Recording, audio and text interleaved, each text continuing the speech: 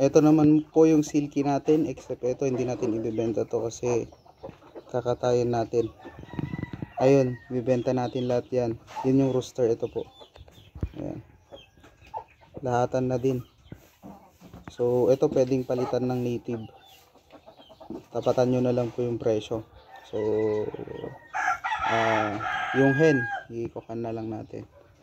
Pwedeng pares. Ayun, isa nga lang yung rooster. Ayun yung rooster. Tapos ito yung mga hen. Meron yung isa doon naglilimlim. So tapatan nyo na lang po yung price. Offer na lang po kayo. Pag 4 out, 600 po isa ng mga to. Pag native po na papalitan yung pangkatay, pwede din naman po. Nag-accept tayo. Offer natin. Offer lang po kayo. Tapatan nyo lang po yung presyo. Ayun, hindi natin ibibenta yun kasi nga kakatayin din natin yun.